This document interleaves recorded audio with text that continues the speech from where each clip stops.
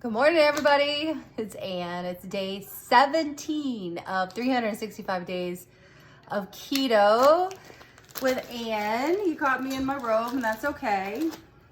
That's how I go. No makeup and hair and fancy clothes for my followers because you guys are real. Okay, so today is my husband's birthday. Happy birthday. 51 and awesome.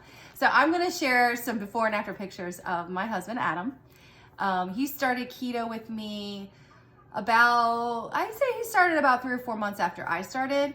And I believe he probably was pretty skeptical because he's seen me do these diets before, like, sure, you're going to stick to it. And sure, I think I probably felt the same way. It's what everybody feels when they start a diet. They're really optimistic and, everyone's rooting for you, but,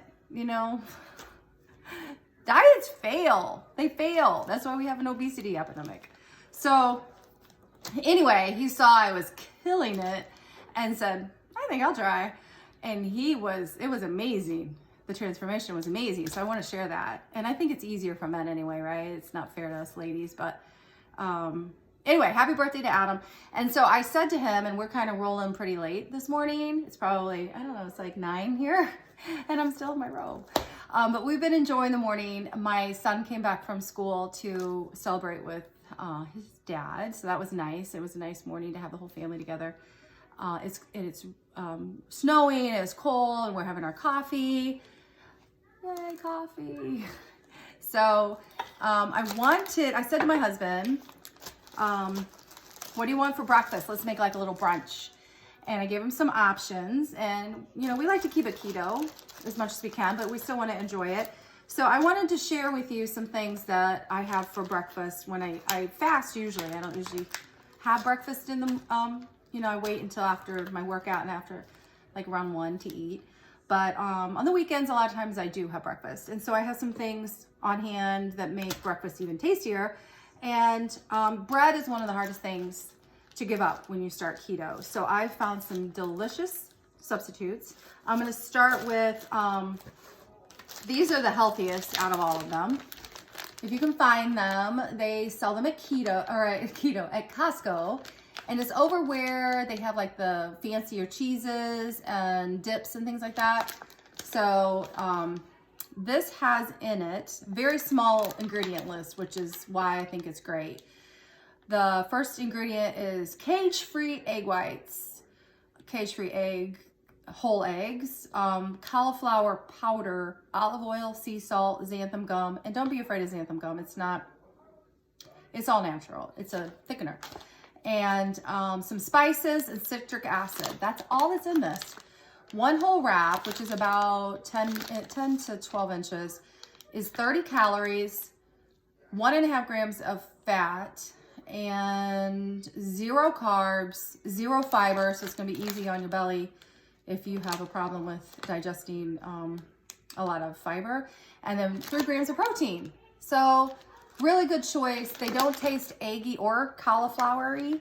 They make a nice choice for if you want to do like breakfast burritos, your traditional wrap sandwiches, regular burritos. So that's my gold standard. If I'm wanting to be really good but still want breakfast, that's a great choice. The next one I like is low carb taco shells or tortilla wraps, I guess is what. It has a lot more ingredients in it, a lot more fiber. I'm not going to read the whole list, but it does have modified wheat starch. So they have to do quite a bit to make these low carb. So I still like them and I enjoy them, but I do notice that my stomach hurts a little bit if I have, one more than a couple a week. It has 45 calories, which is good for one. And it has, so you have to net the carbs on this. So you take 15 carbs minus 11 grams of fiber. So it's 4 carbs for one wrap.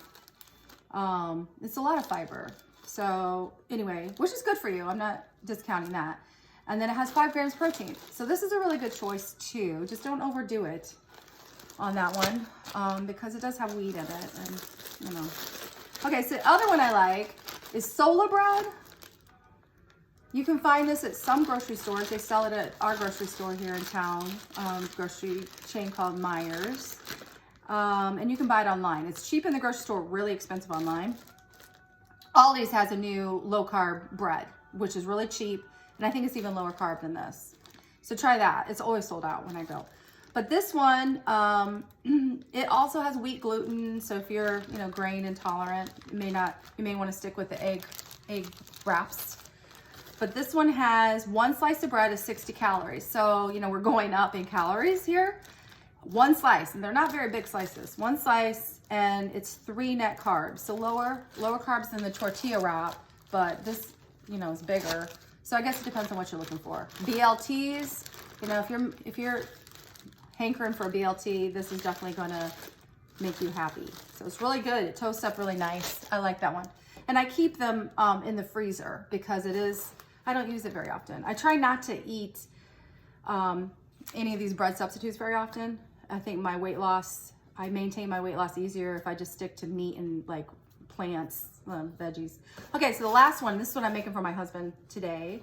It's a treat. It's called Carb Quick.